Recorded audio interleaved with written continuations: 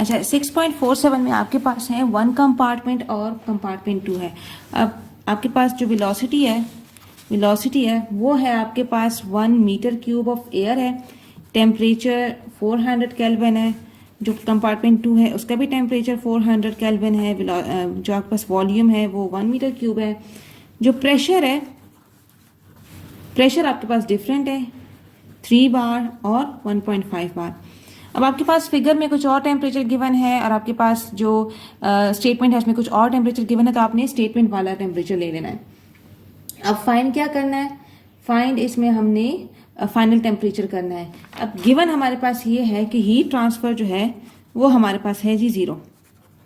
Heat transfer हमारे पास 0 है और टेम्परेचर हमारे पास इस तरह से 400 केल्विन जो है वो हमारे पास है। और इसको फर्दर हम सॉल्व करेंगे। अब हीट ट्रांसफर हमारे पास 0 है तो चेंज इन इंटरनल एनर्जी हमारे पास हो जाएगा Q माइनस W। अब हीट ट्रांसफर जब 0 है और वर्क भी हमारे पास यहाँ पे कुछ नहीं हो रहा, मतलब कोई हमने यहाँ पे कोई पंप नहीं लगाया हुआ, कुछ नहीं लगाया हुआ, तो ये हमारे पास 0 आ जाता है। अब ये जो डेल्टा U है ये हमारे पास delta U1 plus delta U2 होगा इक्वल्स टू 0। अब डेल्टा U1 हमारे पास क्या हो जाएगा? M1, ठीक है। जो फाइनल टेम्परेचर का जो हमारे पास इंटरनल एनर्जी होगी, स्पेसिफिक इंटरनल एनर्जी माइनस इसी तरह से जो हमारे पास 400 केल्विन पे था, और minus M2 U of TF minus U of 400 kelvin equal to 0। अब यहाँ पे हम एक और चीज़ कर सकते हैं। यहाँ पे हम देखें तो जो फाइनल टेम्परेचर है वो दोनों का सेम है, तो इसी तरह से इसको फर्दर अच्छे से अगर हम सिंप्लीफाई करें हमारे पास आएगा M1 प्लस M2 आ जाएगा, M1 प्लस M2 आ जाएगा, और इसी तरह से प्लस फिर minus U of 400 kelvin M1 plus M2 equal to 0। अब ये दोनों कॉमन होकर हम लोग इसको कैंसिल आउट कर सकते हैं, तो क्या आएगा? U of TF equals to U of 400 kelvin. अब ये भी हमारे पास जो है, अगर हमारे पास कांस्टेंट वॉल्यूम है, हमारे पास अगर कांस्टेंट वॉल्यूम है उसके जो हम स्पेसिफिक हीट लेंगे तो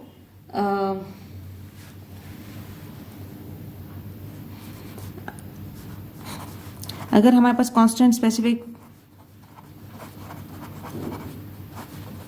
अगर हमारे पास कांस्टेंट स्पेसिफिक वॉल्यूम है तो इनका जो डिफरेंस होगा, ठीक है, वो हम इस तरह से एक और इससे इक्वेशन देख सकते हैं। ये हमने देखा यहाँ पे ये हमारे पास स्पेसिफिक हीट है मल्टीप्लाई बाय टेम्परेचर्स का डिफरेंस। अब ये जो टेम्परेचर्स का डिफरेंस है इसको देखें तो हमारे पास फाइनल टेम्परेचर आएगा 400 केल्विन। ये हमारे पास हो गया जी पार्ट ए का आंसर। पार्ट बी किस तरह से होगा? पार्ट बी ऐसे होगा कि अब ये आइडियल गैस है, एयर है, तो PV equals to MRT, TF भी हम कर देंगे। अब M हमारे पास M1 प्लस M2 है, टोटल M है। R हमारे पास कांस्टेंट है, फाइनल टेम्परेचर हमारे पास है, वॉल्यूम भी हमारे पास जो है तो वो V1 प्लस V2 ही होता है। VF हमारे पास V1 प्लस V2 है। अब M1 क्या होगा हमारे पास? P1 V1 बाय RT1 होगा। M2 होगा हमारे पास P2 V2 bye RT2। M1 को अगर हम फाइंड करें 3 बार है मल्टीप्लाई बाय 1 मीटर क्यूब है divided by R into 400 kelvin है। M2 हमारे पास है 1.5 बार है मल्टीप्लाई बाय 1 है, R मल्टीप्लाई बाय 400 केल्विन है। अब इसी तरह से फर्दर इसको अगर सॉल्व किया जाए VF इक्वल्स टू, अब M1 प्लस M2 अगर हम करेंगे तो 3 divided by 400 into R plus 1.5 divided by 400 into R। थोड़ा सा हम इधर नहीं लेंगे, इनके जो हमारे पास यूनिट्स हैं उनको थोड़ा सा इग्नोर करेंगे फॉर आर ईज। TF हमारे पास है जी 400। अब R 400 यहाँ पे भी है, यहाँ पे भी, ये सारे आपस में कैंसिल हो जाते हैं और हम लोगों को यहाँ पे डिवाइड करना पड़ेगा इसको पी एफ। अब पी एफ ही हमने फाइंड करना है, सॉरी पी एफ हमने फाइंड करना है, तो हम वी एफ से हम डिवाइड करेंगे और वी एफ है हमारे पास 2। तो यहाँ पे जब सब कुछ कैंसिल हो जाएंगे तो क्या आ जाएगा 4.5 डिवाइडेड बाई 2 होगा। वी एफ हमारे पास 2 है क्योंकि वी एफ हमारे पास क्या है V1 प्लस V2 है। V1 भी हमारे पास 1 था, ये भी हमारे पास 1 था, तो 2 मीटर क्यूब हमारे पास वी एफ हो जाता है। तो फाइनली हमारे पास 2.25 बार का आंसर आ जाता है एज, सॉरी ये प्रेशर है, फाइनल प्रेशर का। अच्छा, आपके पास यहाँ पे टेम्परेचर का डिफरेंस नहीं है, 400 केल्विन है स्टार्ट भी एंड भी और दोनों कंपार्टमेंट्स का भी। इसके अलावा आपके पास जो हीट ट्रांसफर भी नहीं है ना, तो आपके पास जो डेल क्यू वाली टर्म है वो आपके पास 0 हो जाती है। टेम्परेचर का भी डिफरेंस नहीं है, तो इस तरह से जो इंट्रोपी है, इंट्रोपी प्रोडक्शन का जो आपके पास फॉर्मूला है वो सिंपली आपके पास del S equals to entropy production हो जाता है। अब आपके पास एक डेल्टा S1 है कि जो आपके पास पहले कंपार्टमेंट में जो इंट्रोपी प्रोड्यूस हुई वो आपके पास हो जाएगी M1R natural log of final pressure by P1। ये आपके पास जो है ये फॉर्मूले में ऑलरेडी अवेलेबल है। वो जो फॉर्मूला है उसमें आपके पास स्पेसिफिक हीट की टर्म्स भी हैं।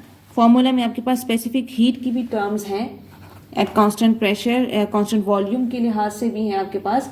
तो वो है जी स्पेसिफिक हीट वाली के T2 बाय T1। अब क्योंकि हमारे पास ये डिफरेंस ही नहीं है तो ये वाली टर्म हमारे पास 0 हो जाती है, इसलिए सिंपली ये वाला फॉर्मूला इस्तेमाल होगा। अब इसमें अगर देखें तो आइडियल गैस है, आइडियल गैस के लिए हम PV/RT वाली टर्म इस्तेमाल करेंगे M1 की जगह फॉर आर सिंप्लिसिटी।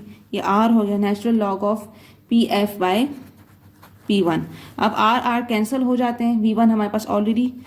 अब एक और चीज़ है यहाँ पे, वैसे तो हमारे पास 3 बार है, जो 3 बार है उसको अगर हम पास्कल्स में चेंज करें तो ये हमारे पास 300 किलो पास्कल में आएगा। इस तरह से यहाँ पे जो वैल्यूज़ हैं जो हमने जाउल पर केल्विन में इस्तेमाल करनी है, जो हमने जिस तरह भी करनी है, तो वो वैल्यूज़ के लिए ज़रूरी है कि आप किलो पास्कल्स में चेंज करें। तो इसी तरह से 1 मीटर क्यूब भी बीच में आ गया और 400 केल्विन नेचुरल लॉग ऑफ 225 हो जाएगा, 2.25 था 225 हो जाएगा 300 केल्विन।